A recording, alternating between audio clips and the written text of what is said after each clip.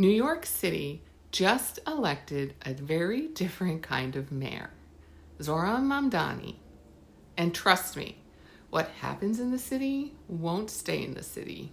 Because if his housing agenda actually moves forward, it could send waves through the border into Connecticut, changing who buys here, who sells here, and even what home prices look like over the next few years.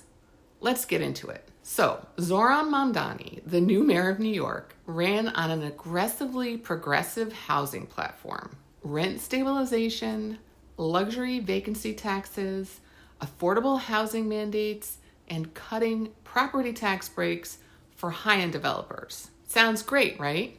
But whenever a big housing policy shifts in New York City, Connecticut feels it, especially along the I-95 and 84 corridors. So here's how the domino effect might play out. So let's first talk about the New York City rental squeeze. Mamdani's team has already promised tighter rental controls and higher fees for vacant units. In the short term, that's going to push small landlords to sell and limit new private construction. So what happens when fewer apartments are built, less are available, and renting gets harder? People start looking outside the city. We saw this during the pandemic. Rents spiked, and suddenly towns like Stamford, Norwalk, and Danbury saw a flood of New York renters turning into buyers. So we can probably expect that trend again. If New York City tightens rental policies too much, we could see another wave of city workers buying in Fairfield and New Haven counties, driving up competition, especially for homes under $800,000. We can see commuter towns boom again. Here's the irony. Mamdani wants to make the city more affordable. But if city housing constricts, Connecticut's commuter towns win. Fairfield and New Haven counties could see condo demand rise. Lower Fairfield County, like towns like Greenwich and Darien, might attract high-income buyers fleeing new luxury taxes. Even Bridgeport, still relatively affordable with easy access via Metro North, could see investors buying multifamilies for those who still work in Manhattan but don't want to live under New York City's new regulations. We've seen this before.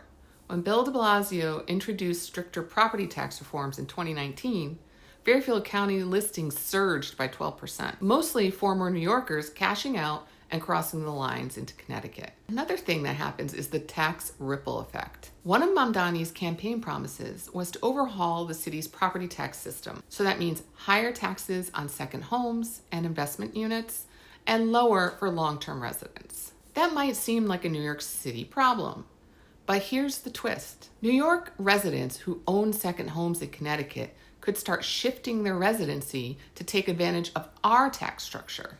We saw this during COVID. So many Manhattan residents moved into Connecticut to avoid New York City's income tax. Fairfield County gained roughly 12,000 new filers in 1 year. If the new mayor raises those taxes again, expect another wave of high-income migration, which in turn drives up the luxury market activity in towns like Westport, New Canaan, and Ridgefield. On top of it, Connecticut's affordability pressure could even get worse than it is right now. This is the tough part of this. More out-of-state demand means higher competition for locals, and our inventory here is already low. We have about 2 months supply statewide, and anything under 4 months is a seller's market. So if New York buyers start bidding over asking again, first-time buyers could get priced out real fast. Mamdani's housing reforms might make New York City rents cheaper eventually, but short-term, they could make buying in Connecticut harder for our own residents. Another thing to think about are investors. One more ripple effect is investment strategy.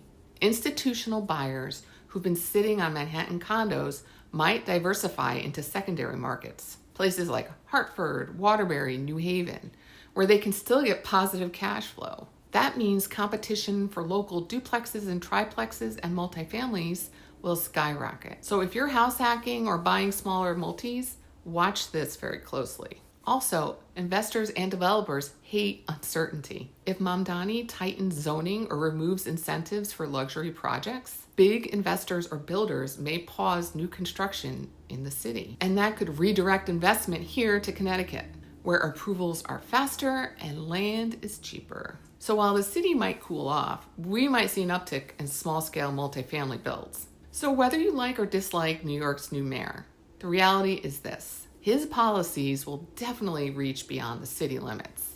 Every time New York adjusts its housing laws, Connecticut becomes the pressure valve. We get their buyers and their investors and a lot of cash inflow into the state. The key for local homeowners and buyers is awareness. Watch inventory, watch rates, and know that a political shift 2 hours away can change your market overnight. So what do you think? Will New York's new mayor make housing more affordable in the city, or just push more people into Connecticut? Drop your thoughts in the comments. I'd love to hear what you're thinking. If you want to stay ahead of how the national headlines affect Connecticut's housing market, hit the subscribe button. And as always, thanks for watching and have a great day.